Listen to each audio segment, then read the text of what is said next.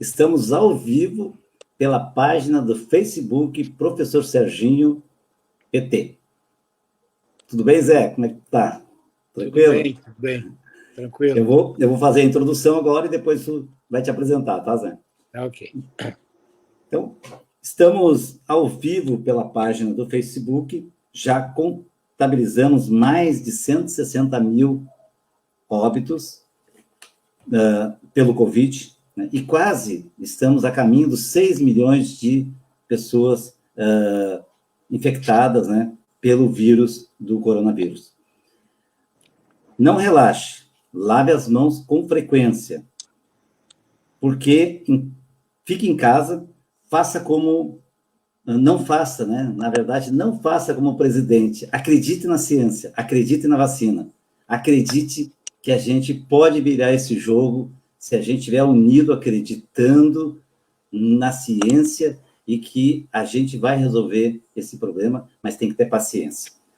Nós estamos aqui na presença do Zé Clóvis, todos vocês já conhecem o Zé Clóvis, foi nosso gestor, grande gestor da educação no município de Porto Alegre, construiu muitos programas, construiu a escola cidadã, na qual aqui em Alvorada eu tenho orgulho de dizer, Zé, eu era aluno, eu era professor da tua rede, da nossa rede de Porto Alegre, e aqui nós conseguimos fazer alguma coisa parecida com Porto Alegre, né, na educação, em todos os âmbitos, desde a educação infantil, como os programas, como o PMEI, Programa Municipal de Educação Infantil, como a EJA, lá naquele tempo nós tínhamos o MOVA, e também aqui em Alvorada nós conseguimos avançar bastante também na rede de ensino fundamental. Então, o Zé tem uma história, não só na rede municipal, mas também no governo do Estado.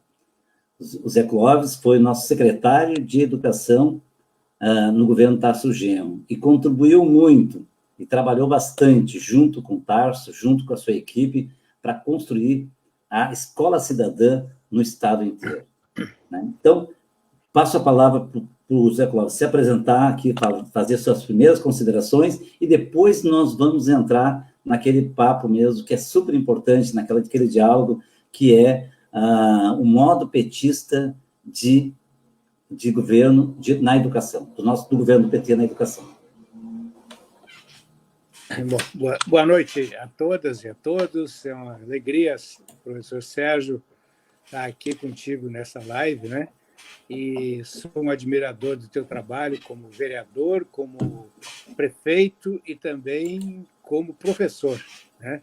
Comprometido com a educação pública, com a educação de qualidade social, né? E sempre tivemos juntos aí há muitos anos, né? Nesse processo, nessa construção, nessa caminhada. Eu que passei por várias experiências de gestão, né, no município, como já foi dito, na criação, na reitoria da UERGS, no governo do Estado. Atualmente eu trabalho como professor no IPA, né, no curso de Pedagogia, e no PPG.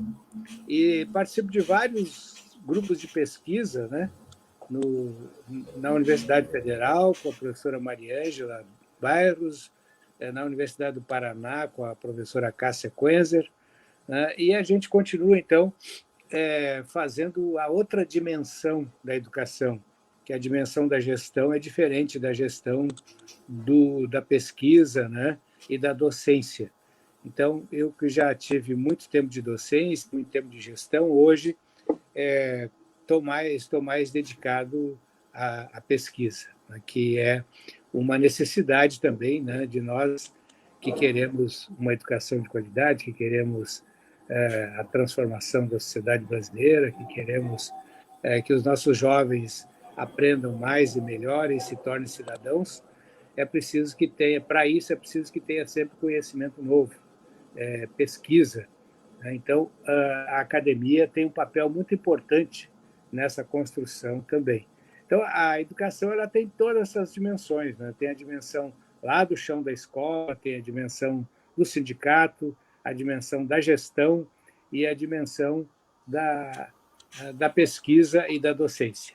E eu passei por todas elas, né? E faria tudo de novo. É uma grande alegria. A gente tem um envolvimento muito grande com esse trabalho e por isso eu estou aqui com muita alegria também, com muita satisfação.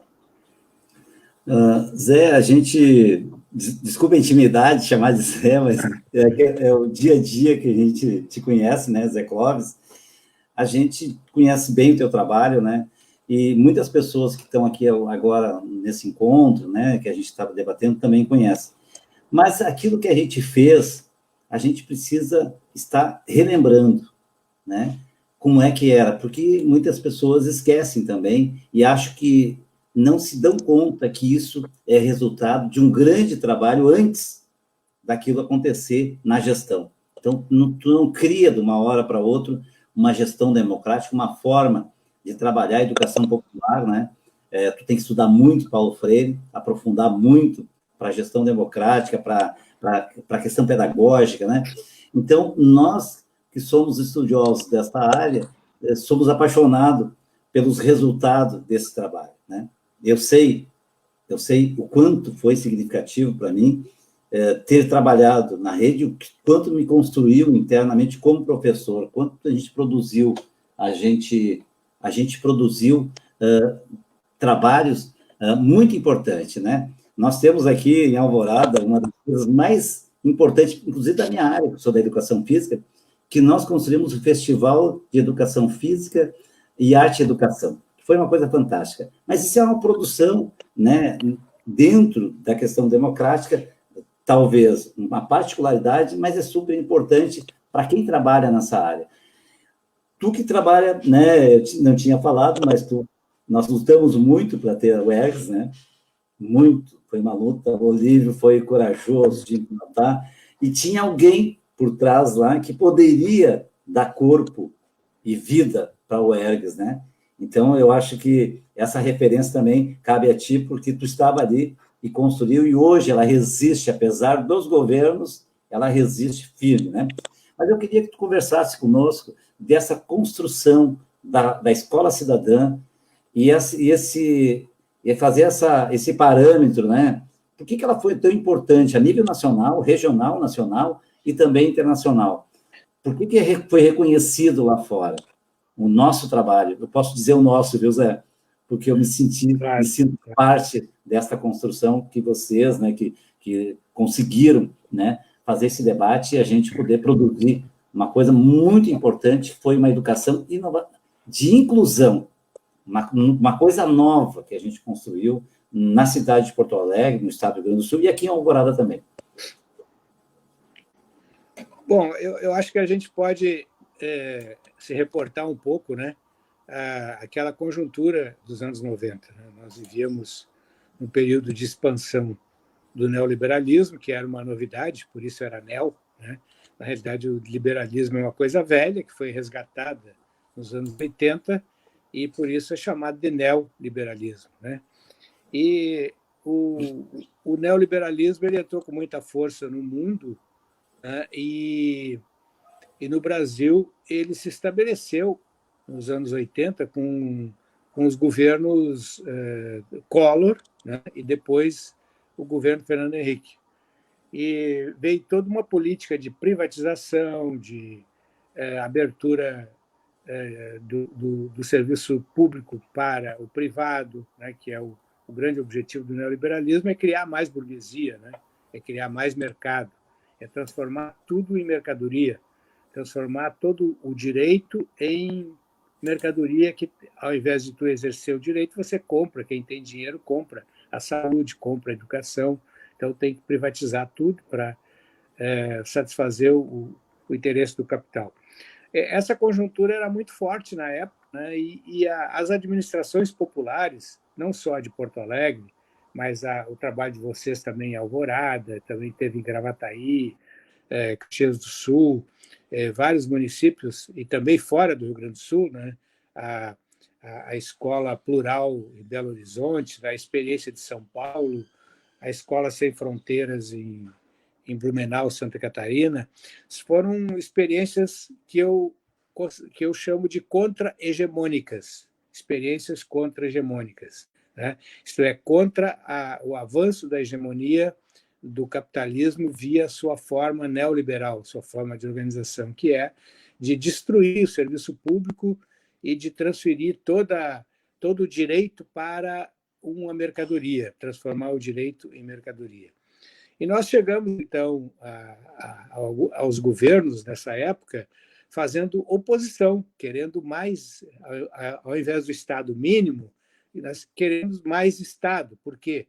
Porque o Estado que nós queremos é o Estado democrático, um Estado que proteja o cidadão, e o cidadão pobre, o trabalhador, o mais pobre, aqueles que mais precisam do Estado, porque o Estado é que lhes garante a possibilidade de acesso a um serviço público de qualidade. Vejam bem, com todos os problemas que tem o SUS, se não fosse o SUS agora com a pandemia, né? Os Estados Unidos é um caos, por exemplo, que não tem saúde pública. Né? Só quem tem plano de saúde, só quem está empregado numa empresa tem plano de saúde. Quem não tem que pagar. Quer dizer, uma consulta normal nos Estados Unidos é $500, $700. Né? Quer dizer, então, isso que eles queriam implantar aqui, acabar com tudo que é público, e até hoje essa luta continua. Bom, então, a Escola Cidadã ela surge dentro de um projeto mais amplo, um projeto de cidade contra-hegemônica, cidade democrática, uma cidade voltada para o cidadão. Quer dizer, uma cidade com a política que inverteu prioridades. Ao invés de investir nos bairros ricos, onde tem todos os serviços de qualidade, a cidade resolveu investir nos bairros pobres, né? Inverter as prioridades, asfaltar, colocar saneamento básico, escola, postos de saúde. E isso foi o que as administrações populares fizeram durante esse processo. Então, quando a gente fala em jeito petista, modo petista de governar, outro dia eu estava conversando com alguém que é muito antipetista, né?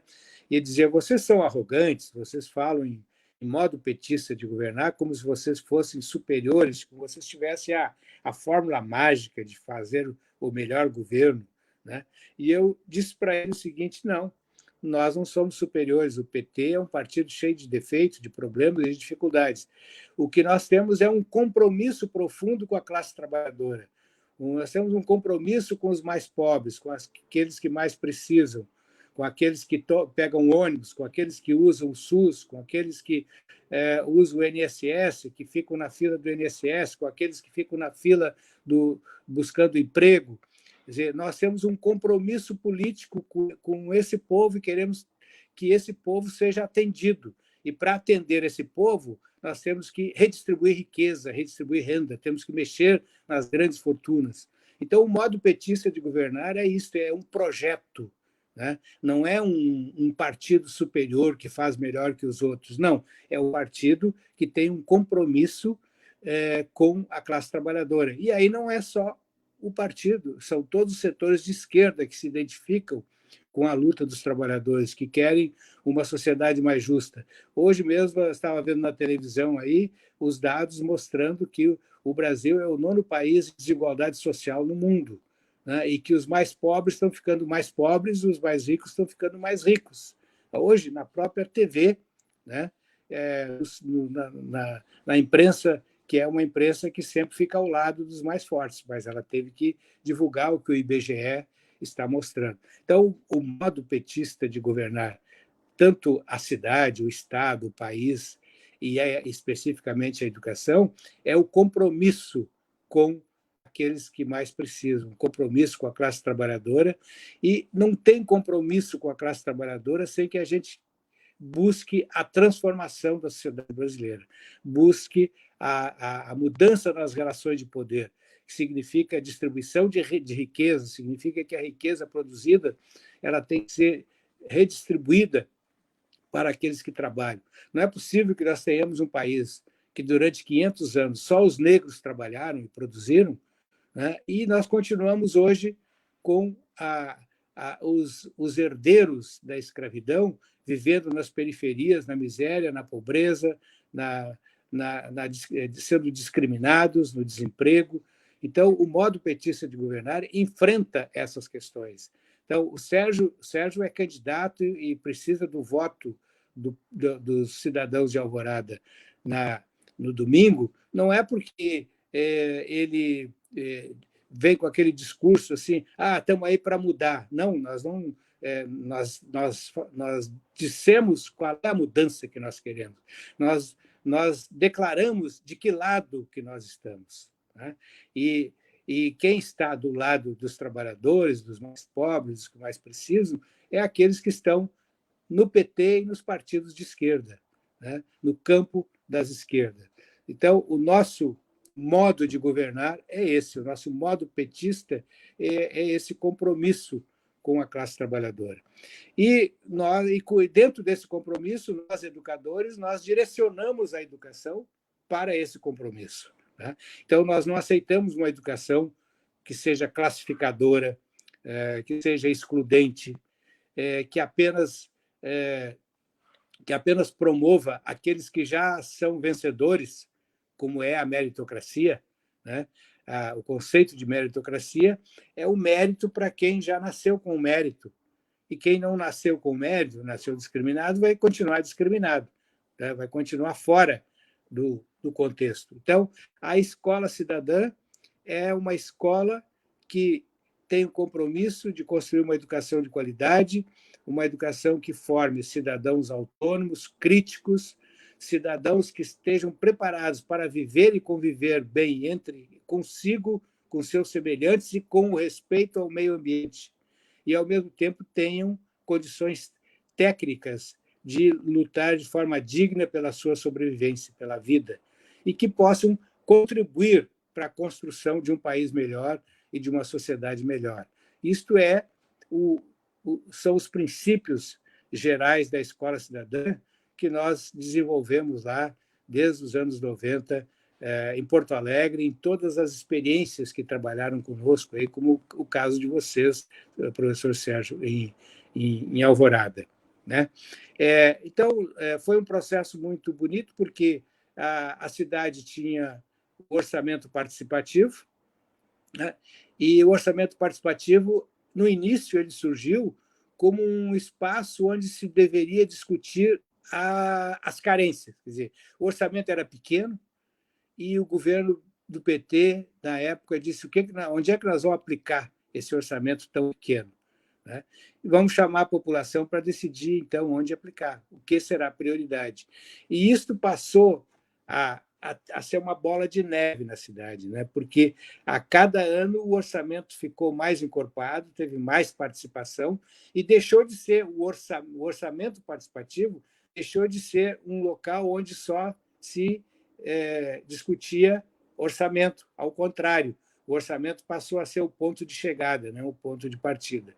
Porque no orçamento participativo a cidadania começou a discutir as políticas públicas da cidade, a propor políticas públicas, fiscalizar a aplicação da política pública e, junto com a prefeitura, estabelecer as prioridades, onde é que vamos investir. Né? Então, esse é um projeto que anda com o povo. E sempre que se anda com o povo, a gente vai andar sempre com os que mais precisam, porque esses são a maioria. E quando a gente opta pelo povo, a gente opta pela maioria. E quando a gente opta pela maioria, a gente tem que dialogar com a vida, com as necessidades e com as reivindicações da maioria. E aí a gente vai ter que fazer as reformas no Estado, as reformas na sociedade, a reforma agrária, a reforma urbana, a reforma na saúde, a reforma educacional, sempre dialogando com as necessidades do povo trabalhador. Né? Então, a Escola Cidadã ela teve esse ponto de partida dos anos 90, e aí é evidente que muitas ações foram feitas, né?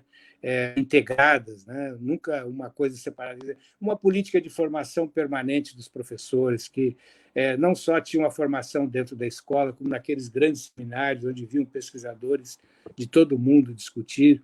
Né? O estímulo à questão das artes, das manifestações culturais das periferias. Né?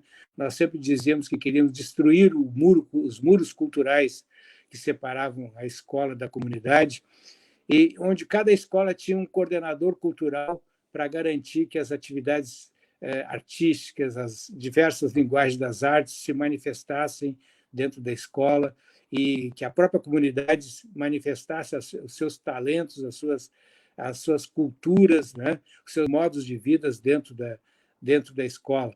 E se instituiu, nesse campo das artes, anualmente aquele encontro famoso chamado A Escola Faz Arte, né? Onde os nossos alunos tinham o direito, né? Os alunos da periferia, né? Os alunos pobres, o direito de dançar, de cantar, de tocar no auditório da URGS, né? Um auditório pomposo, bonito, né? Completamente longe e distante, tecnicamente e materialmente, da vida da periferia. Mas os alunos podiam conhecer esses ambientes e mostrar seus talentos ali. Isso acontecia todos os anos, junto com a formação. Então, e ao mesmo tempo, um processo democrático de participação, né, de construção coletiva do projeto pedagógico, né? A escola constituinte, né, quando nós nos reunimos e fizemos a segunda pergunta, vamos discutir com a comunidade escolar que escola que temos e que escola que queremos. E desse processo de discussão saiu o primeiro Congresso Constituinte e a proposta dos ciclos de formação, que foram depois implementados gradativamente na rede. E o próprio, eu estava constatando outro dia, que eu tinha esquecido disso, a própria marca do Governo Popular na Educação, Escola Cidadã, Aprendizagem para Todos, foi uma decisão do Congresso, né? Foi uma construção no Congresso Constituinte. Então, completamente diferente do que se vive hoje na rede pública municipal, todos os professores são vítimas de repressão, de desmonte do seu trabalho, de desrespeito da sua atividade de cátedra, né? Completamente diferente. É evidente que nós não resolvemos todos os problemas, porque nós estamos no quadro do capitalismo e quando nós entramos para o Estado, seja em prefeitura, Estado ou União, nós temos que enfrentar as contradições desse Estado, né, que tem uma influência da classe dominante muito forte. Mas nós somos, com esse compromisso, nós mostramos que temos um modo de governar diferenciado, né? E esse modo está vinculado também a esse conceito de cidadania. É um conceito que não é um conceito revolucionário, mas é um conceito profundamente democrático e que abre uma discussão muito grande. Na Grécia, por exemplo, a sociedade grega era dividida entre cidadãos, idiotas e escravos. Quer dizer, os cidadãos eram aqueles, então, que tinham direito a participar da vida política, da polis, da cidade, né? E os não cidadãos eram chamados de idiotas. Os que não participavam da vida política eram idiotas, né? Então,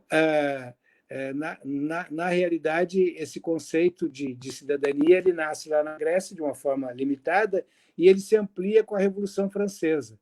E ele chega a nós hoje como um conceito que nos estimula a luta democrática, né? Tem o professor Davi Schmitz, né?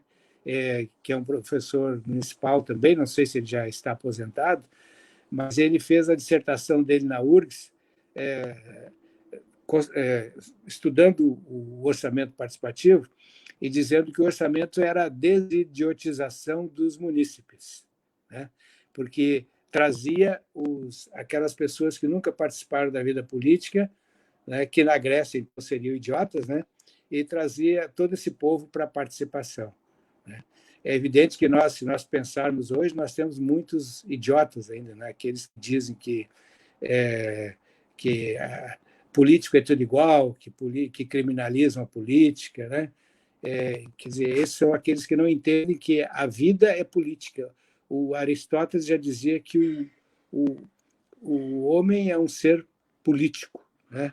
E todas as relações da sociedade são políticas. Quando a gente não se posiciona e não participa, não exerce o nosso direito e nossos deveres, né? Nós voltamos a ser os idiotas da Grécia, né? Então, nós não somos idiotas, nós somos cidadãos, e por isso que nós lutamos, então, por uma educação democrática, né? Uma educação de qualidade, uma educação que traga a nossa juventude para o conhecimento, para a alegria de conhecer, para poder lutar pela vida, pela dignidade da vida, por uma vida digna e por uma sociedade melhor, né? E o processo eleitoral de domingo, ele nos permite fazer essa reflexão, né? Nós temos que ter mais gente desidiotizada, né? Nós temos que ter mais cidadãos e menos idiotas, e temos que avançar na luta política. Não é possível que nós possamos viver num país em que o presidente, em pleno século XXI, é contra a vacina, né? Quer dizer, é contra a ciência. É impossível, não se pode conceber como que um homem com essa cabeça, com a idiotice desse tamanho, né, e até com algumas coisas piores do que idiota, né, porque ele tem alguns vínculos bastante suspeitosos, né, algumas relações bastante obscuras, né, com o setor aí das milícias, enfim. Bom, esse é o nosso presidente. O Brasil não merece isso, o povo brasileiro não merece isso, né? O povo brasileiro pode ter se enganado, votado, né, equivocadamente, mas agora está na hora de tomar consciência e retomar a história do nosso país nas nossas mãos para construir um país melhor, né? E a educação, ela tem esse papel importante. O Paulo Freire dizia que a educação sozinha não muda a sociedade, mas a sociedade também não muda sem uma boa educação. Então, é isso que nós estamos discutindo aqui hoje, né, professor Sérgio? Isso aí, Zé, tu vai falando e eu estou relembrando assim, os processos que eu fiz na rede municipal de Porto Alegre e depois como gestor ainda lá em 97 até 2004, aqui na gestão em Alvorada. E depois, em 2013, né? Mas tu falava da Constituinte. Nós fizemos também a Constituinte Escolar e também saiu uma definição de uma escola inclusiva, uma escola que não discriminava o aluno, que incluía todos. E exatamente a Escola Ciclada se encaixou. E nós tiramos desse congresso 3 escolas da rede, 2 novas, e uma já, a Duque de Caxias, que era mais antiga, que agora, esse ano, o governo atual, ano passado ainda, acabou com a Escola Ciclada aqui. Então, ela resistiu 20 anos, sem, né, depois da gestão lá de 2004 para cá, resistiu 8 anos. Na minha gestão, a gente fortaleceu bastante a Escola Ciclada, mas nesses últimos 4 anos aqui, o governo neoliberal, né, que não podemos dizer que é neoliberal, mas ele quer imitar uma política neoliberal, ele acabou com a escola que permitia a igualdade para todos os alunos, na inclusão, na participação. Então, nós fizemos, quando tu falavas que os alunos e os meus alunos iam lá, se eles não iam participar do evento, eles iam assistir o evento. Então, aquele auditório ficava lotado de crianças da periferia, eles se comportavam muito legal, de crianças, jovens e adultos também, porque tinha para todas as idades, né? E eu me lembro, eu faço um paralelo disso com o nosso festival de Educação Física e Arte e Educação, aonde a gente passava a semana, na verdade, a gente começou antigamente era quinta série a 8ª, mas a gente pegava séries finais. E o 4º ano, que hoje é o 5º ano, a 4ª série, que hoje é o 5º ano, todas as escolas sabiam que tinha o festival, aí nós tivemos que ampliar o festival para as crianças, nossos alunos e alunas, da 4ª série, ou do 5º ano hoje, que seria o 5º ano, do currículo. Foi uma coisa fantástica, e foi uma construção coletiva. Nós temos até um vídeo que está no YouTube, né, que é o Festival de Educação Física e Arte e Educação, que era uma coisa fantástica, onde tinha dança, onde tinha manifestação de todas as comunidades, e que também, nos jogos, o importante era se organizarem, fazerem times independente de escola, de idade, de sexo. Então, todos eram incluídos, todos eram aceitos em todos os jogos, tanto do basquete, como do vôlei, como do futebol, né, do futsal, no atletismo. Então, quem queria competir com um outro era pelo prazer, pelo esporte, não para ter. E todos eram, né, saíam, era uma grande festa na cidade, nesse momento. Estou te falando isso porque é importante, isso foi construção que a gente coletivamente discutiu aqui. A escola cidadã, ela se dá, né, num momento que a gente estava... eu acho que é um espaço que estava vazio na educação, e nós entramos como educadores, né, com a vontade, com toda essa vontade de fazer, porque nós passamos por várias experiências difíceis, né, antes, né, do Olívio, por exemplo, das nossas administrações. Nós fizemos uma construção fantástica. Por exemplo, na construção da rede municipal de física, nós tínhamos pouquíssimas escolas quando a gente iniciou lá em 89. Nós entregamos, tu pode falar aqui, com quantas escolas nós entregamos a rede municipal já em 2004 e a ampliação, botando aonde as escolas eram? Dentro dos bairros mais pobres, que não tinha antes, que dificultava o acesso. Por isso, hoje, a escola, eu inaugurei a Escola Venceslau Fontoura, foi em 92, ainda no governo Tarso, 91, 92, 93 ali. Por quê? Foi uma comunidade colocada ali, tirada de uma área de risco, né? E foi construída a escola, o posto de saúde, a associação comunitária, tinha uma creche, então tinha toda uma estrutura comunitária que a administração se preocupava com isso, que hoje as atuais atiram as pessoas e não ampliam o serviço, porque fica muito pesado o serviço para aquela região se não aumenta o serviço também, porque tu traz uma comunidade de 5, 10 mil pessoas, e isso também... Então, a Escola Venceslau Fontoura começou, Zé, eu comecei a trabalhar lá, foi implantada no ano que eu fui para lá, em 92, era de tapume, mas depois foi construída uma escola fantástica do lado, em seguida, né, em 97 ficou pronta, quando eu já estava saindo da escola para trabalhar aqui em Alvorada, ficou pronta, prédio novo, espaço novo e tal. E depois eu voltei para o Timbaúba, mais um pouquinho para dentro, uma comunidade também que foi reassentada, né?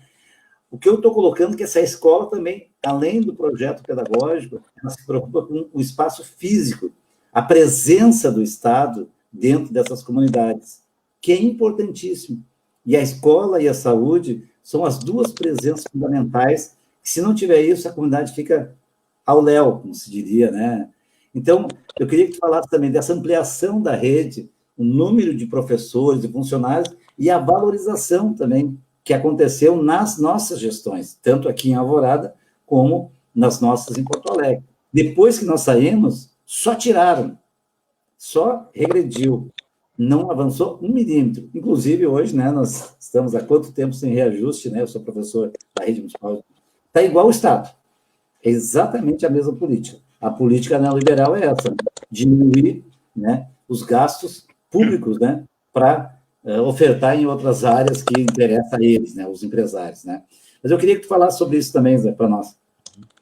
Eu acho importante porque a gente relembrar determinadas coisas, porque é muito claro que os nossos governos, né, os governos do Partido dos Trabalhadores, os seus aliados, eles tiveram uma outra postura com os professores, não só com a qualidade do serviço, né, mas também com os próprios professores. Tu estava falando aí, eu estava lembrando, professor Sérgio.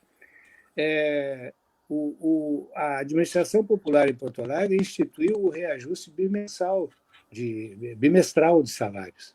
Os professores tinham salários corrigidos pela inflação a cada 2 meses. Então, eu fui secretário adjunto em Porto Alegre 4 anos e secretário titular durante 4 anos, portanto, fiquei 8 anos, dos 16 eu fiquei na Secretaria de Educação de Porto Alegre, 4 como adjunto e 4 como titular, e nunca nós nos reunimos para discutir salários, porque os professores tinham um salário confortável, não é nenhuma coisa exagerada, mas confortável, um salário que era muito semelhante ao salário dos professores da Universidade Federal, né? Porque tinha um reajuste bimestral, um plano de carreira bastante bom, né? E também não se admitia contratar professor, era por concurso, né? Tínhamos uma política de facilitar o acesso às 40 horas. O professor que fazia concurso com 20, se ele quisesse ficar com 40 horas, era só uma questão de decisão pessoal, né? Porque nós tínhamos essa política, porque queríamos que o professor tivesse tempo integral numa mesma escola, de preferência, né?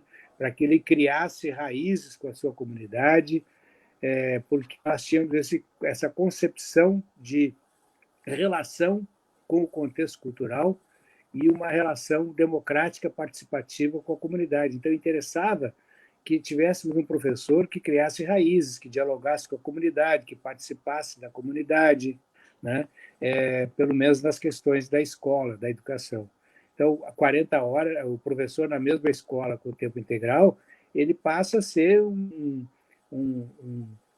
professor que tem conhecimentos privilegiados sobre a comunidade, né?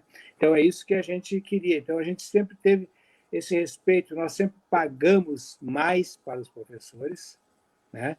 E também respeitamos funcionalmente, né? Vejo bem, agora o plano de carreira do Estado foi desmontado e o plano de carreira da Prefeitura também está sendo abalado com os contratos municipais, né? E não há nenhum interesse mais da Prefeitura em ter um professor de tempo integral, por exemplo, dentro de uma escola. Ao contrário, eles querem que o professor trabalhe picoteado, né, em várias escolas com salários aviltantes. Isso aconteceu no município e aconteceu no Estado também. No Estado, nós tivemos um grande confronto com o sindicato, porque o Estado não conseguia pagar o piso como vencimento básico, mas pagou o piso com o completivo, né? E deu 78,8% de reposição no vencimento básico, no plano de carreira. Quer dizer, durante 4 anos, nós demos 78% de aumento real, sem contar esse completivo e sem contar as 35 mil promoções. 78%. A inflação foi 49%. Aliás, foi 24%.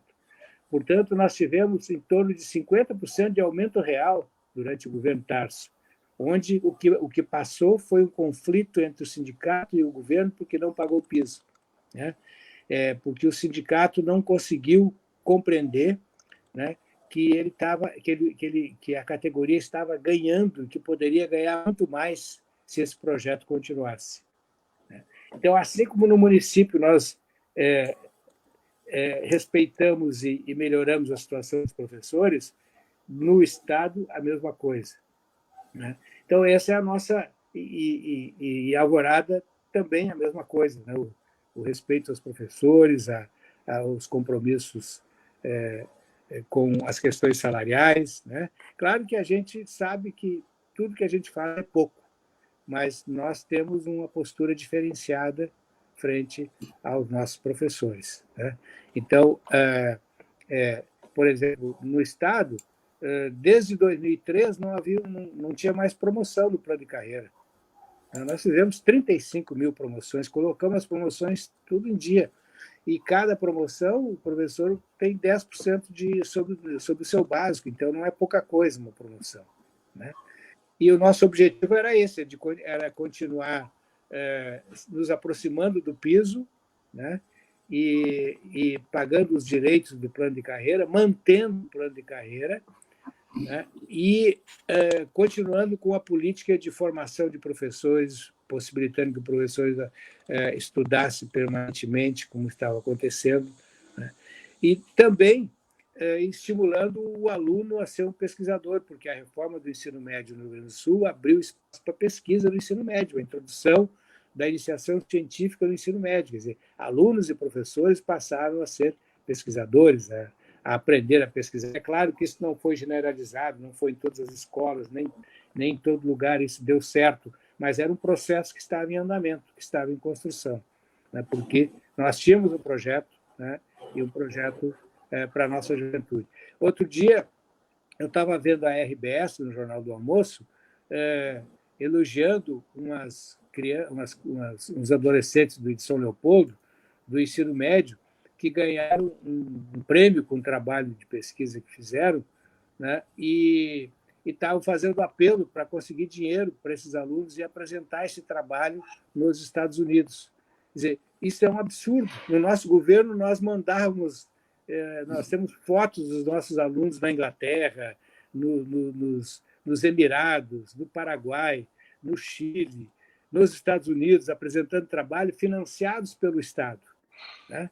Aí a gente vai ouvir hoje na RBS o elogio que esses alunos ganharam, o esforço que estavam fazendo para conseguir dinheiro, né, apelando para a sociedade, para a esmola, né, para poder apresentar o seu trabalho, né?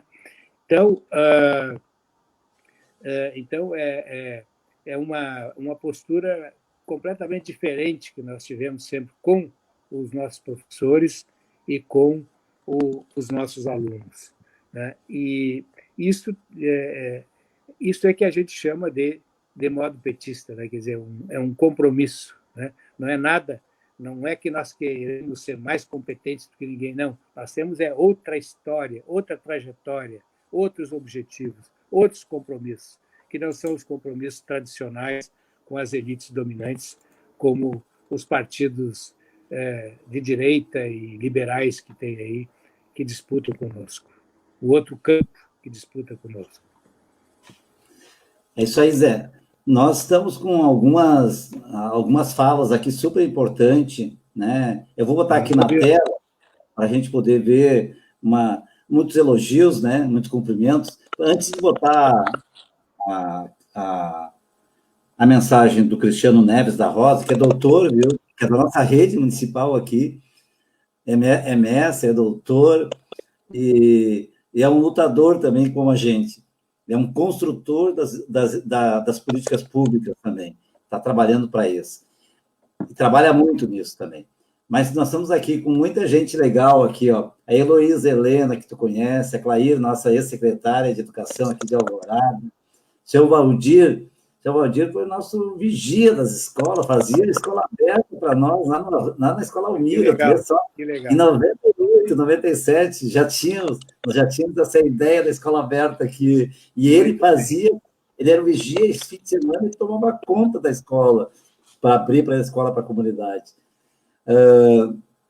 Nós também estamos com a Maria Zoretti, que é minha esposa, a Marlene Grande, professora aqui, conhecida por todo mundo, a Marlene de Oliveira, o seu Luiz Henrique, lá do Algarve, nosso companheiro, que sempre nos acompanha, a Lélia, minha amiga, lá da mãe dos alunos que eu tive no Maurício, na Escola Maurício, a Karen, professora de Viamão também, de Alvorada. Nós estamos aqui também com o Renato Argenta, que é um empresário, é um artista da ferragem, sabe? Ele faz arte. A minha grade aqui foi ele que construiu, uma grade bem diferente aqui em casa.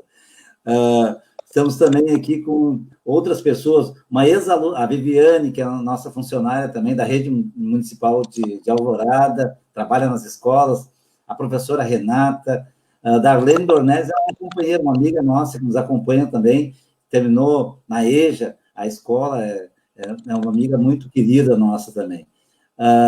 Tem também o Cristiano Rosa, que eu já tinha falado, a Suzana, professora, também já está aposentada, a Jaque Údio, ela foi minha aluna. Na verdade, eu peguei bem já estava, quando eu entrei na escola, ela já estava se formando, mas eu considero ela como minha aluna também. A Tatiane Neres, que é uma pessoa muito interessada, trabalha muito na educação infantil, conhece muito, implantou, nos ajudou a trazer o Pró-Infância para casa. Nós temos 2 Pró-Infância aqui, do governo Dilma. Nós conseguimos. Tínhamos deixado 12 para eles construírem. Eles não fizeram nenhuma. Perderam o recurso, né? E também, eu queria... A Loeci também, nossa companheira, nossa amiga, está aqui junto conosco. Eu vou fazer uma leitura aqui do do Cristiano Neves, aqui eu vou botar na tela, tá, Zé? Daí tu pode acompanhar também. A educação atualmente não está em crise, pois o que estamos vivenciando é um projeto de desinvestimento, sufoco, autonomia administrativa e pedagógica e desqualificação dos professores e pesquisadores. Não sendo crise, e sim projeto, somente um projeto contra-hegemônico popular para resgatar práticas de investimento e valorização que a educação merece. Então, a Viviane também coloca aqui, vamos ver aqui, eu não li ainda, mas vamos ver aqui. O professor Serginho criou o Vale Livro para as crianças comprarem livro na Feira do Livro e criou a lei da passagem para todos, para os alunos que moram longe da escola. Assim, as famílias mais carentes continuarem com as suas crianças na escola. Esse projeto do Vale Livro a gente estendeu depois, né, Viviane, para os professores e também para os funcionários. Né? Todos tinham direito a comprar na nossa Feira do Livro o livro que a prefeitura dava um Vale Livro. E ela falou também do acesso, né? Então, a gente, toda criança com menos de 12 anos, aqui em Alvorada, na minha gestão, eles tinham o direito de ter a passagem dele, da mãe, para trazer, quando morava mais de 2 quilômetros da escola, de distância, né? Para levar de manhã para a escola e depois buscar de volta.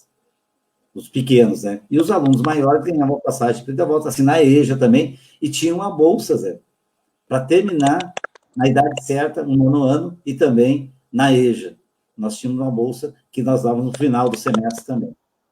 Esse era o investimento que a gente fazia nas pessoas que mais precisam. Tu sabe que grande parte dos nossos alunos deixa de frequentar a escola, até porque ou tem que trabalhar, ou tem que ajudar em casa, ou tem que cuidar de um irmão, muitas vezes, né?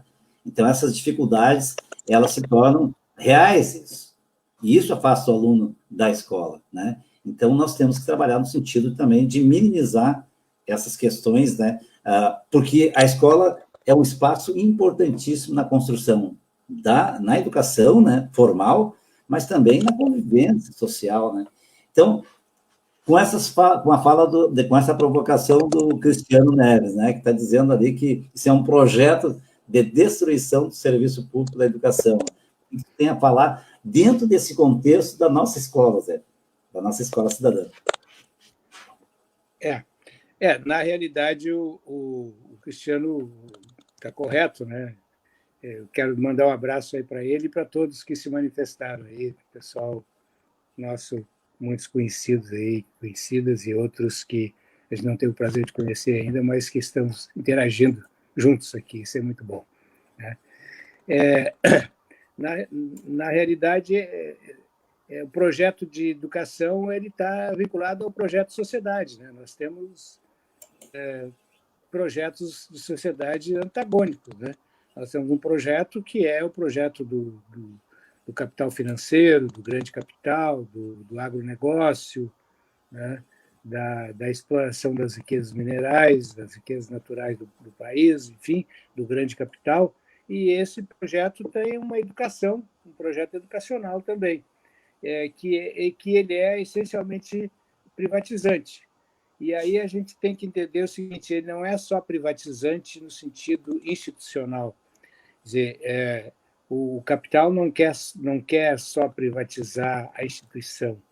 Né? O capital ele se dá o luxo de fazer com que o Estado financie no espaço público também a privatização da cultura, da moral, dos valores. Hoje, a classe dominante brasileira ela disputa os corações e as mentes da nossa juventude. Eles querem colocar nas mentes, nos corações da nossa juventude, essa visão de que a vida só é possível na competição, na derrota do outro, na postura egoísta, né? No lucro de qualquer maneira. Né? Então, vem todo esse discurso do empreendedorismo, né? Do endeusamento do empreendedorismo, de vocabulários como competição, eficácia, eficiência, que é todo um vocabulário empresarial que tenta impor a educação. Então, esse vocabulário ele traz junto, né, a meritocracia, ele traz junto os valores do do valor do valor de troca, eles trazem junto os valores de mercado, a mercantilização. Então, hoje, o que o projeto dominante quer é que as escolas públicas elas formem cidadãos privados, cidadãos com cabeça privadas, né? E por isso essa disputa com o espaço do professor, a escola sem partido, por exemplo, né? A interferência no direito de cátedra do professor, porque o objetivo é trazer para dentro da escola pública os valores de mercado, que eu chamo de mercoescola, quer dizer, a escola que forma mentes mercadológicas, mentes para o mercado, mentes para atender às necessidades do capitalismo, que muitos hoje chamam também de uberização, né? Quer dizer, o sujeito que se sente orgulhoso porque ele é patrão de si mesmo, né? Embora ele não tenha futuro, embora ele tenha comprado um carrinho registrado na Uber, e daqui a 3 anos ele não tem mais, nem o carro está desgastado, ele não tem o capital, e daqui a 20, 30 anos ele não tem aposentadoria, né? Mas ele se sente o empresário de si mesmo. Então, por que ele se sente isso? Porque a subjetividade dele está sendo construída dessa forma, e a escola pública está sujeita a ser um espaço de construção de subjetividades mercantilista, capitalista, né? Ligado aos interesses financeiros. E essa disputa é uma disputa ideológica que nós temos que fazer no interior da escola, porque nós queremos a escola para o direito, para a aprendizagem para todos, para formar cidadãos livres, né? E não para ajustar todo mundo ao mercado e ao lucro e aos ganhos do grande capital, né? Então, quando a gente fala na Escola Cidadã e Mercado, eu lembro da minha tese de doutorado, né, cujo título é a reconversão cultural da escola, Mercoescola e Escola Cidadã. O que é a reconversão cultural da escola? É tentar transformar aquela escola pública tradicional, humanista, que nós estudamos e herdamos, né, a escola pública liberal clássica, não neoliberal, né? A escola pública do Anísio Teixeira, né? Enfim, daqueles educadores liberais do John Dewey, né? Mas que tinham um compromisso social. Quer dizer, essa escola pública não serve mais para o capital, né? É claro que uma escola socializante, revolucionária, profundamente democrática é pior ainda, né? Mas nem a escola tradicional, conservadora, liberal serve, né? É preciso reverter culturalmente essa escola com os valores de mercado, né? Colocar ali valores que formem indivíduos ajustados às necessidades do mercado, né? E aí nós poderíamos até passar pela reforma do ensino médio, essa atual, né, que ela ainda é mais perversa, né, porque ela, além da questão ideológica, ela dirige a nossa juventude para o matadouro. Quer dizer, na medida em que ela cria itinerários formativos, né, que leva os nossos jovens das periferias, das classes populares, a tomar decisões precoces que eles não têm elementos para tomar antes de ter uma formação geral consistente, eles são jogados para uma formação específica. Por quê? Porque o mercado não precisa mais de um grande contingente de pessoas com excelente formação. O mercado precisa de grupos de excelência que ele seleciona, né, para os centros centrais, para os espaços centrais das grandes empresas, e, a partir desses centros de excelência, né, ocorre processo de terceirização, onde a cada degrau as pessoas ganham menos e têm menos, têm menos direitos, né, e salários mais baixos e menos necessidades de formação. Então, na realidade, o que se quer? Se quer formar um grande contingente de jovens com formação geral, mas precária, e um grande contingente de jovens com formação profissional, mas precária, para ser trabalhador precário, né, dentro do capitalismo, nessa fase flexível, né, que ele se desenvolve hoje.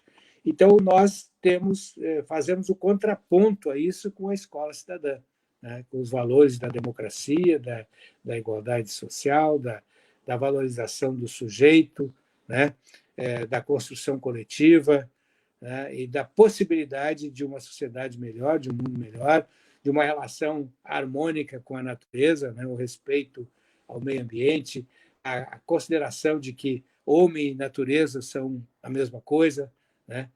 O ser humano é homens e mulheres, né? Nós somos também natureza, né? Então nós precisamos ter uma relação harmônica, nós precisamos preservar a nossa casa, né? Nossa Gaia, que é a nossa casa, a Terra. Então a Escola Cidadã ela tem essas direções e esses compromissos. E é claro, né, que esse é um momento bom para se fazer esse debate, porque as pessoas vão tomar decisão, vão votar, né? E nós podemos estar votando em gente que vai implementar uma escola só para o capital financeiro, só para a classe dominante, ou podemos votar em Estela Farias e professor Sérgio, né? Para que a gente esteja contribuindo, de fato, para uma educação cidadã e uma educação para que dialogue com os interesses, né, do povo trabalhador, né, que é o nosso compromisso.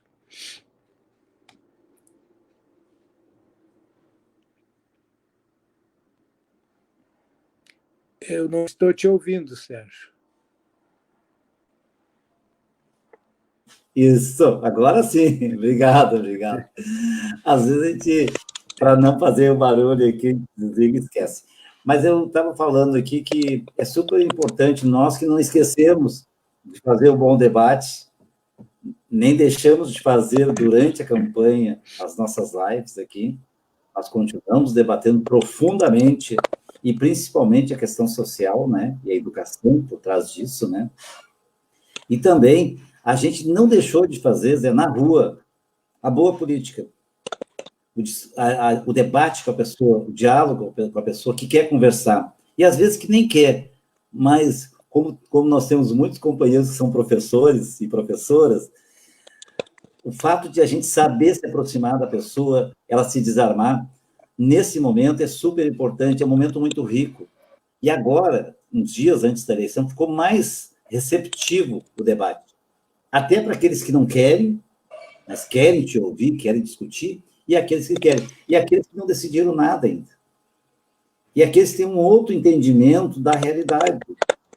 E é assim a sociedade, ela não tem um pensamento hegemônico, um pensamento parecido, né, igual. Todo mundo acha que a educação é boa, todo mundo acha que a saúde é ruim, todo mundo acha que a segurança está ruim. Não, tem gente que tem entendimento diferente disso, né? E principalmente aonde ela convive, ela dialoga também, né? Então, nós não temos deixado de fazer esse bom debate, como o Olívio falaria, né? Que é um momento pedagógico, Zé. No momento que a gente se dispõe a ir na casa da pessoa, às vezes combinado, às vezes um encontro que a gente faz, e a gente dialogar, falar sobre a cidade, falar sobre... É o momento mais rico. Para quem é professor e sai na rua, eu estou falando aqui com vários professores que nos acompanham no dia a dia aqui, nós temos uma militância muito legal aqui, Zé.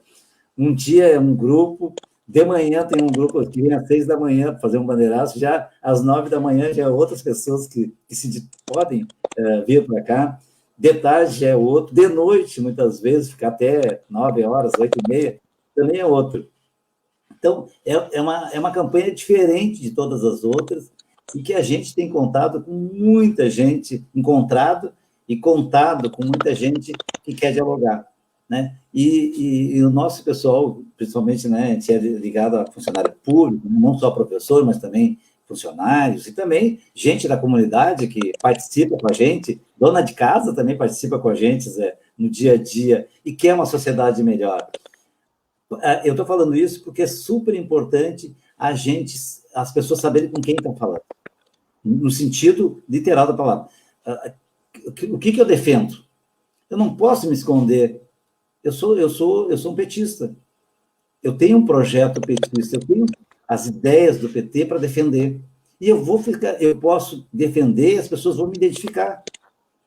É muito melhor isso do que as pessoas que parece que agora, na eleição, não tem partido. Todo mundo é igual. Nós todos somos iguais, defendemos as mesmas coisas. É a tua escolha. Tu bota o dedo lá e escolhe quem tu quer. Para a gente encerrar, Zé, já estamos há 1 hora batendo um papo aqui. Muito bom a gente poder ouvir e relembrar coisas que a gente, e eu estou dizendo muitas pessoas que estão aqui com a gente, conosco aqui nesse momento, viveu. Nós vivemos. A Clair, tenho certeza, vários outros, o Cleito, que não entrou ainda porque estava numa carreata, tá? Nosso colega, e outros colegas, a Suzana, que está aqui, são pessoas... nós estamos aqui com a diretora do Olga Benari aqui também, viu, Zé? A Wagner Ross também, queridona, professora muito competente, diretora, tu conhece ela, né? Então, eu queria que tu pudesse fazer uma fala aqui dessa questão política, que nós estamos trabalhando muito para... é um momento pedagógico, para conversar com as pessoas. E eu acho que essa construção, só para me encerrar minha participação aqui, para passar a palavra para ti, quando eu fui vereador, Zé, eu tinha um gabinete no bairro. Uma vez por mês, a gente definia um local no bairro, numa praça, e levava o gabinete para conversar com as pessoas. Isso é super importante. Nós também estamos aqui com a Marisa Laureano, que também conhece aqui de Alvorada, que é a esposa do Fábio, que é doutora também, está nos acompanhando aqui, doutora em educação também. O Bruno Sarzano, companheirão, assim, que foi da outra administração, fazia um trabalho muito bom na questão racial, né? E nos acompanha, Zé. Ele era da outra administração, mas ele reconhece a nossa luta como a luta dele, a luta dos professores, né? Na nossa candidatura. Que estão nos assistindo. É super importante dizer isso, porque a gente não está só com petistas, que tem pessoas que às vezes não têm nem partido, ou tem uma outra, mas hoje está defendendo essa bandeira. A bandeira que a gente tem que defender o professor e o funcionário público também, né? Do modo geral, né? Então é isso, Zé. Queria que tu fizesse uma fala aí de encerramento, que tu tenha a liberdade de fazer 10 minutos, conforme a gente combinou. Bom, como tu disseste, né, eu acho que esse é um momento pedagógico, né? E nós, quando vamos nos bairros, quando nós estamos conversando com as pessoas, em qualquer lugar, nos bairros, nos zonas centrais, nós não vamos lá para oferecer tijolo para as pessoas, não vamos lá para oferecer uma ficha na fila do INSS, né? Ou uma vaga no hospital. Nós vamos lá oferecer a discussão de um projeto para resolver o problema habitacional daqueles que precisam, né? Vamos resolver um projeto para resolver o problema da saúde pública e da educação pública, do transporte público. Quer dizer, nós não trabalhamos com o clientelismo, com essa visão clientelística de que somos candidatos e vamos lá e vamos fazer um favor e vamos receber um voto, né? Ao contrário, nós sempre tivemos essa postura de desfazer essa visão, de mostrar, olha, não adianta eu te fazer esse favor aqui agora que tu não vai resolver o teu problema. Agora, a política pública que eu defendo é que vai resolver esse problema e fazer essa discussão com as pessoas. E, para isso, nós temos que ter projetos. Eu fico muito contente que o PT, através da Fundação Perseu Abramo, construiu um projeto para o Brasil, um projeto com medidas de médio prazo e de longo prazo, coisa que o PT não tinha até hoje, né? Não tinha como uma coisa estruturada, com a sua imagem. E esse projeto ele não está pronto, é evidente, ele tem que ser discutido com a população, mas ele tem que ser absorvido e transformado num senso comum, né? Para que o povo aprenda a brigar, ao invés de pedir, de se humilhar, ele aprenda a brigar pelos seus interesses, pelos seus direitos, né? E ele só vai saber fazer isso quando nós criar um processo pedagógico que eduque a população, que a educação aprenda a fazer isso. Porque o PT é um partido educador.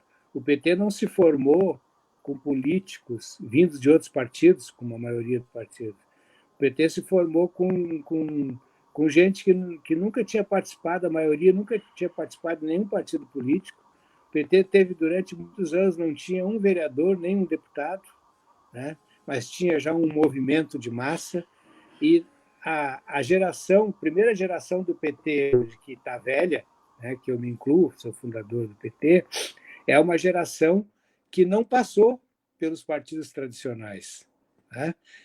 Que construiu o partido e que, portanto, nós viemos e trouxemos para dentro da vida política milhares de pessoas, a ponto de ganhar a presidência da República, né? Então, esse papel pedagógico nós temos que retomar, nós temos que trazer para a vida política o povo que não está participando e que está sendo enganado e que não está discutindo um projeto para os seus interesses, né? Então, a eleição, a campanha eleitoral, ela nos traz essa possibilidade, nos mostra isso, né? E eu estou muito contente com essa campanha eleitoral, porque eu estou visualizando que não só o nosso projeto mais amplo do Partido dos Trabalhadores, das esquerdas em geral, está se recuperando, como esse nosso microprojeto de escola cidadã, né? Se a gente considerar o Brasil como país inteiro, né? A escola cidadã é um projeto que, infelizmente, não está em todo o país, é um projeto que foi exercitado aqui no Rio Grande do Sul, em vários municípios, tendo Porto Alegre como principal espaço. Bom, esse projeto ele está demonstrando sua força, né? Porque a gente olha hoje e a gente vê que tem um grande número de pessoas que estão juntas há muito tempo na educação, né? Como o Sérgio, a Clair e tantos outros, né? Eu olho, por exemplo, para a minha equipe na Secretaria Municipal de Educação nos anos 90 e olho para a minha equipe na Secretaria Estadual de Educação, agora de 2011 a 2014, e vejam lá inúmeras pessoas que fizeram essa trajetória juntos, né? E agora nós estamos aqui juntos de novo. E vejam bem, eu tenho a satisfação de ver a Sofia desse projeto, que é deputada, o Jonas Reis em Porto Alegre com uma bela campanha para vereador, né? O Sérgio em Alvorada, né? Em Alvorada, tem uma candidata em Canoas, né? Tem a Rose Freitas em Gravataí, a Estela em Viamão, e talvez tenha outras aqui que eu não estou lembrado agora. São todos candidatos a vereador, né? Ligado, vinculado a esse trabalho, a esse projeto Escola Cidadã, a esse compromisso de esquerda, né? E esse compromisso popular. Então, nós vamos sair dessa eleição mais fortalecidos, sem dúvida, né? E tem notícias boas, inclusive a nível nacional, né? Lá em São Paulo, o bolo está crescendo, certamente vai para o segundo turno. E aqui no Rio Grande do Sul, nós vamos ter a Estela prefeita, né? A Manuela prefeita, o Sérgio eleito, o Jones eleito, a Rose eleita, né? Estela eleita, Estela Villanova. Estela Villanova eleita também? Isso. É ruim quando a gente cita nomes, né? Porque sempre fica bem claro, mas é isso, é esse povo aí que representa os nossos sonhos, né? E as nossas esperanças. Sonhos e esperanças que não são coisas só psicológicas, né? São concretas, né? São fruto da luta, do trabalho, da construção, né? Então, nós temos o que dizer para a educação e para a gestão pública nesse Estado e nesse país, né? Então, muita sorte para todos nós, muito trabalho, muita luta e que a gente se veja cada vez melhor aí nos próximos embates. Então, boa Zé, noite a todos. Zé, eu queria só fazer uma fala de uma passagem hoje. Nós tivemos no bairro Umbu, bairro mais pobre da cidade, tá? Mais carente de infraestrutura, e nós decidimos fazer o Instituto Federal bem na cara do Umbu. Tá? É uma região muito populosa. E o Minha Casa Minha Vida também fica logo depois do Umbu, e a gente tirou pessoas debaixo da antena, do leito do Águas Belas e tal, e as pessoas estão morando lá hoje. Encontramos uma pessoa do bairro, nós estávamos caminhando lá, e a primeira coisa que ela olhou para nós, disse assim, primeiro grupo que estão fazendo campanha, que chegou aqui de máscara, todos. Primeiro, isso já foi um diferencial para ela. Daí a gente começou a conversar com ela, eu e o outro professor que estava comigo, sobre o Instituto Federal. Ela disse assim para mim, eu já estou há 4 anos lá, estou me formando em técnica ambiental. E a frente da casa dela, que ainda não tem pavimentação, está cheio de plantas, de árvores aqui. Muito legal a fala dela, na construção, da entendimento, ela quer ajudar, entendeu o processo importante, que é ter uma universidade, a nossa Instituto Federal aqui, Zé, vai mudar a cidade nas futuras gerações. Tu sabe o que significou a UERGS para o estado do Rio Grande do Sul, a implantação da UERGS, né? Eu quero que tu me dê um parênteses aqui. Não, o tempo todo que tu quiser, Zé. Eu já tinha até me despedido, né? Mas tu fala uma coisa aqui que me veio a lembrança, uma coisa que me tocou muito, né? Eu fui dar uma palestra em 2007 na Universidade de Petrobras, da Universidade Corporativa da Petrobras, no Rio de Janeiro. Os engenheiros lá e técnicos e administradores, gerentes, né, da Petrobras. A professora Cássia fazia um trabalho pedagógico lá com eles e eu fui fazer uma palestra dentro desse trabalho. E aí, de repente, um desses trabalhadores lá da Petrobras, né, um desses que estavam presentes, disse, professor, me dá licença, eu gostaria de falar, mas eu gostaria de falar muito porque eu queria dizer que lhe conheço. Né? Aí eu disse, mas qual é o significado disso? Tu me conhece de onde? Ele disse, eu lhe conheço como o reitor da UERGS. Eu sou de Cachoeira do Sul e eu conversei com o senhor lá em 2002, quando eu fui da primeira turma da administração rural da UERGS em Cachoeira do Sul, o senhor nos visitando. E eu quero dizer o seguinte, que a minha mãe é faxineira e o meu pai é biscateiro e carroceiro. Quando eu terminei o ensino médio, eu não tinha o que fazer, porque eu teria condição de passar, talvez, na Universidade Federal em Santa Maria ou em Porto Alegre, mas não teria como me manter lá. E como tinha esse curso da UERGS em Cachoeira, eu fiz o vestibular, entrei no curso, fiz o curso de administração rural e sou aqui hoje gerente da Petrobras. Isso é uma coisa emocionante, né? Eu fiquei muito impressionado com isso, né? E isso mostra o que é uma política pública. Né? A UERGS foi uma luta para estabelecer uma política pública com a oposição do Onyx Lorenzoni, que fez uma grande oposição ao UERGS, me processou, até hoje eu estou com um problema pendente em função disso, né? Esse fascista, quer dizer, que ele fazia uma oposição assim, selvagem ao UERGS, né? O projeto da UERGS. Então, quando tu fala na questão do Instituto Federal aí, nessa comunidade aí de Alvorada e conta esse episódio, eu me lembrei desse episódio da Petrobras que, para mim, marcou a minha vida. Assim, me justificou metade das coisas que eu fiz na vida, né? A fala desse rapaz lá no Rio de Janeiro. Isso é muito importante, Zé, a gente falar, porque a nossa responsabilidade, sabe, né, como municipal, seria só fazer escolas de ensino fundamental e e as EMEIs, né?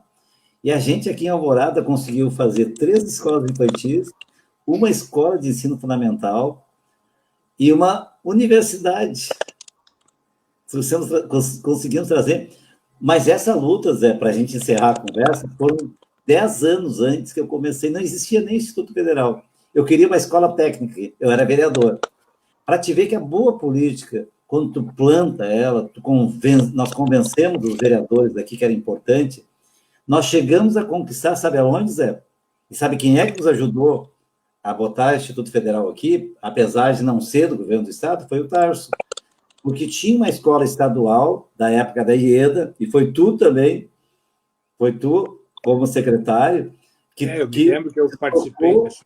Deslocou a escola estadual, que seria a escola técnica, acho que foi para Santa Rita, se eu não estou enganado, e nós aí tivemos a preferência para ter o Instituto Federal aqui. Foi uma articulação, vontade pura, exclusivamente vontade política, e uma construção. Não é assim, ó, eu vou lá fazer. Não, foi uma construção. Foram 10 anos antes. E a gente conseguiu, a partir da minha gestão, o primeiro dia de gestão, o Fábio, hoje o diretor do Instituto Federal, estava comigo aqui também construindo isso, né? Primeiro dia nós trouxemos para dentro da prefeitura, da estrutura da prefeitura, para a gente conquistar o prédio. Daí nós conquistamos um prédio maravilhoso lá. E sabe onde é que está? Na parte mais pobre da cidade, no Umbu. E muita gente questiona, sabe? Mas é lá que tem que estar. Bem perto das pessoas que precisam. Zé, eu tô muito satisfeito em poder concluir esse ciclo, né? Que nós temos que continuar debatendo aqui. A Marlene disse assim, olha, tem que ter uma live por semana, por mês. Talvez a gente possa fazer isso. Nós temos debate do Paulo Freire aí, que a gente vai convidar o pessoal logo depois da eleição, independente do resultado das eleições, nós vamos fazer o debate dos 100 anos do Paulo Freire, né? Então, nós temos que fazer esse debate. Tem a Tânia aqui, a Taninha, né? Esposa do Paulo Legon, que está aqui, eu acho que é. A eleição tem se caracterizado pelos encontros online e tem me proporcionado várias lembranças saudosas da militância e trabalho realizado em diferentes instâncias, conjuntamente com os companheiros Vitória, companheirada 13 neles. Zé, muito obrigado mesmo. Se quiser falar mais alguma coisa, mais um agradecimento às pessoas que... Eu quero agradecer a todos que nos acompanharam aqui. São os nossos companheiros de verdade, assim, muitos militantes mesmo, históricos. Histórico não de muito tempo, tá? Histórico de luta, né? E essa utopia que nós temos como professores, né? Que nós queremos o bem de todos, e é uma utopia que a gente carrega, né? Na vida da gente. A gente quer o bem da gente, mas principalmente quer o bem dos outros, porque os outros estando bem, a gente também vai ficar um cidadão muito melhor. Zé, muito obrigado, um abraço para a Fátima, que te ajudou aí, eu estava vendo no início ali, né? E agradecer a minha esposa também, que me ajuda aqui. Eu estou sem o meu computador de mesa, né? Então eu tive que usar o celular dela. E no celular eu tenho grande dificuldade, porque eu tenho um problema visual, então o celular para mim é muito ruim. Mas deu tudo certo. Essa semana eu estou só o celular dela. Muito obrigado, Zé, por a gente conseguir fechar com chave de ouro mesmo, tá? E a próxima vez que a gente se encontrar, já teremos o resultado de Porto Alegre, com certeza, no segundo turno possível, ou ganhar no primeiro turno, que nem o Tarso fez, né, lá em 2010, e também aqui em Alvorada, que os astros nos acompanhem e que a gente alinhe as estrelas de novo, que a gente possa ter uma vida muito melhor para todos. Vai dar certo. Boa Obrigado, noite, um abraço, Zé. Felicidades a esses dias na reta de chegada aí. Vai dar certo. Isso aí. Até a vitória. Um abraço. Tchau.